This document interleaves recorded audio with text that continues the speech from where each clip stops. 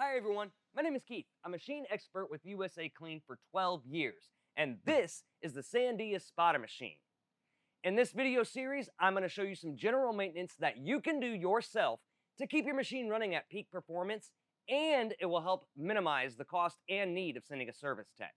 Say that your recovery tank lid is damaged and broke, and we got to replace it. Very easy. We're going to remove the 1, 2, 3, 4, 5, 6 Phillips head screws.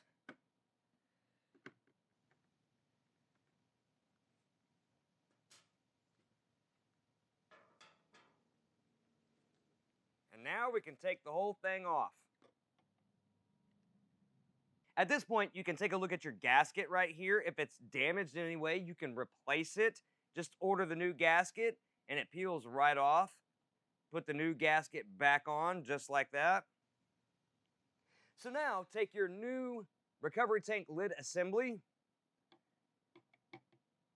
slide it back down on there like that, and line up your holes.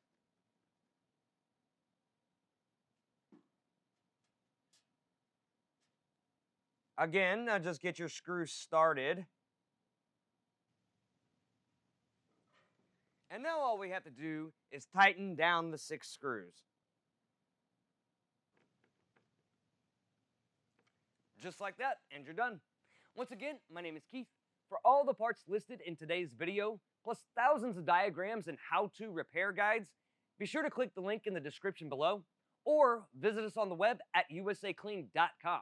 Now, if you like what you watch, go ahead and hit that like button and subscribe for future videos. Stay safe and thanks for watching.